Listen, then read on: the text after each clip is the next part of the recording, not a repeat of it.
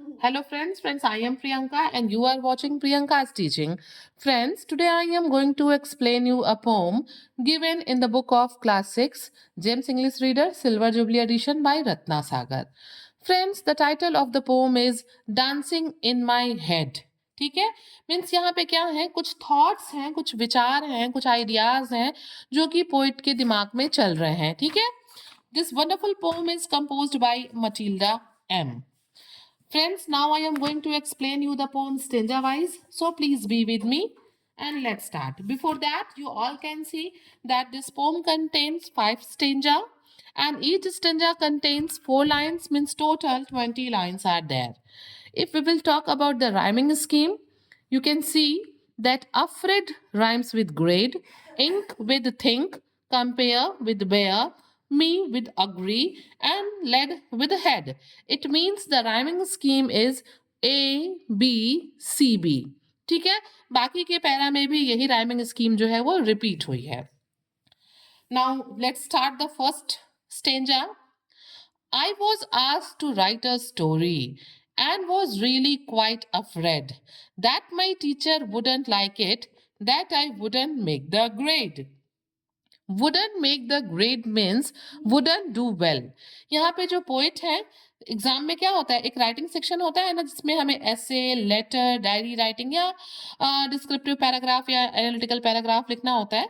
तो समझिए कि जो पोइट हैं पोएम के, उनको भी जो है इस तरह का कुछ राइटिंग सेक्शन लिखना है.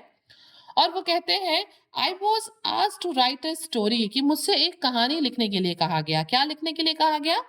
कहानी लिखने के लिए. And was really quite afraid, और मैं जो था वो क्या हो गया, मैं बहुत अफ्रेड हो गया, मैं बहुत परेशान हो गया उसको सोच के. क्यों? That my teacher would not like it, that I would not make the grade, कि मैं जो है वो अच्छा नहीं लिख पाऊंगा तो मेरे टीचर को वो पसंद नहीं आएगा. क्या है, जो पोएट है ना, उनके दिमाग में बहुत से थॉट्स हैं, आइडियाज हैं, वो बहुत कुछ लिखना चाहते हैं. बट क्या होता है, कभी कभी हम लिखना बहुत कुछ चाहते हैं, but sometimes we move away from ideas. हम क्या करते हैं, टॉपिक कुछ और होता है, हम उससे एकदम अलग ही चले जाते हैं, लिखना कुछ होता है, लिख कुछ देते हैं. तो यहाँ पे जो पोएट है ना, वो भी बहुत अफ्रेड है कि उनको नहीं समझ में आ रहा है कि क्या लिखे. उनके दिमाग में है बहुत सी चीजें, बट उन्हें लग रहा है कि वो अच्छा नहीं लिख पाएंगे, और फिर जो उनके टीचर हैं वो उनसे नाराज होंगे. Now come on the second stanza.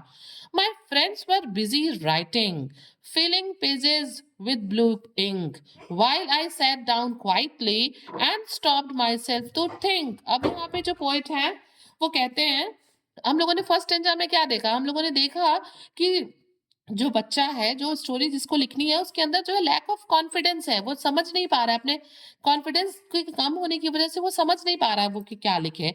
Second stanza में अब बच्चा कहता है my friends were busy writing, मेरे जो फ्रेंड्स थे ना वो सब लिखने में बिजी थे, मीन्स वो सब बहुत अच्छा लिख रहे थे.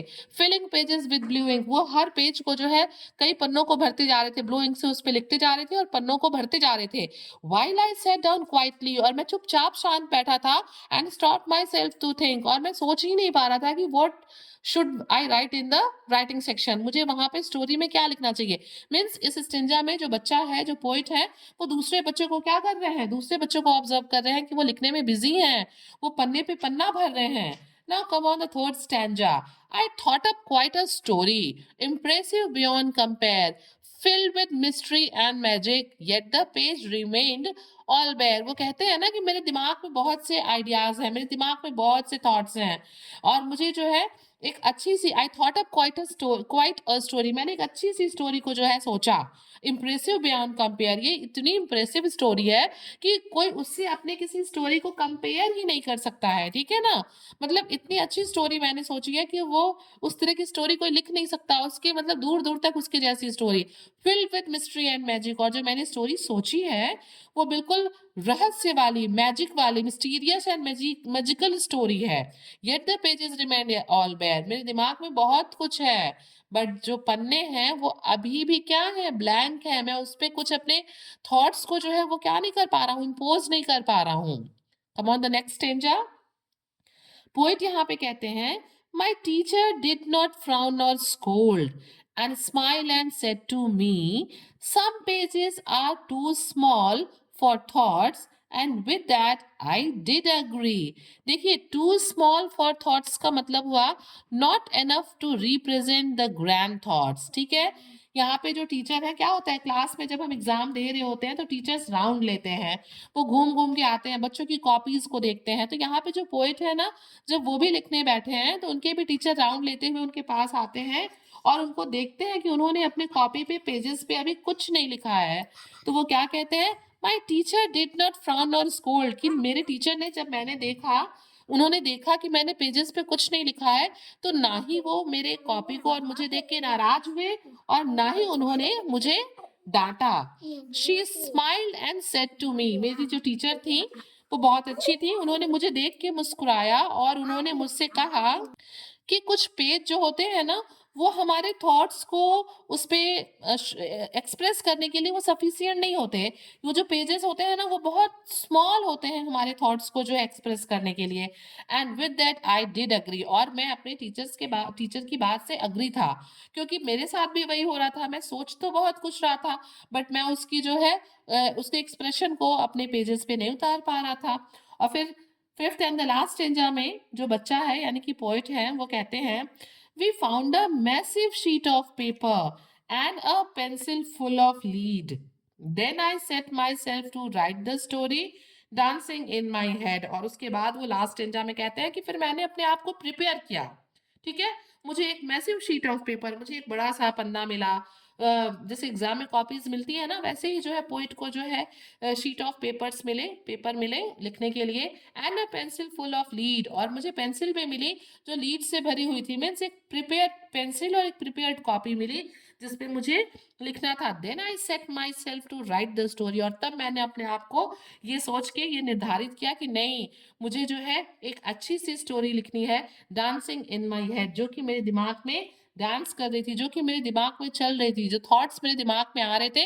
अब मैंने सोच लिया था कि मुझे उसको क्या करना है, मुझे जो है उसे इस कॉपी पे उसको जो है एक्सप्रेस करना है। तो फ्रेंड्स, आपने देखा किस तरीके से जो बच्चा है वो एग्जामिनेशन हॉल में बैठा है, उसे स्टोरी लिखनी है और उसके दिमाग में बहुत से आइडियाज हैं, पर वो क्या कर रहा है, वो उसको जो है पेपर पे इम्पोज नहीं कर पा रहा है। फिर जब वो अपने फ्रेंड्स को लिखते हुए देखता है तो वो और ज्यादा परेशान हो जाता है। उसके दिमाग में एक बहुत अच्छी सी मिस्टीरियस एंड मैजिकल स्टोरी है जिसको उसने सोच रखा है, लेकिन फिर भी वो उसको लिख नहीं पा रहा है। While writing he moves away from his ideas, लिखते समय वो अपने आइडियाज से बहुत दूर चला जाता है। And then what he found, वो पाता है कि उसकी टीचर भी उसे स्कोल्ड नहीं करती, डांटती नहीं, बल्कि वो उससे कहती हैं कि कुछ पेजेस जो है वो बहुत छोटे होते हैं जिसपे हम अपने थॉट्स को शो नहीं कर सकते, और बच्चा उससे अग्री करता है। Friends, means we can say that dancing in my head is a beautiful expression of a young learner's imagination, doubts, and the guiding hand of a supportive teacher. Friends, if you like the explanation, please do share to others, and very thank you for watching.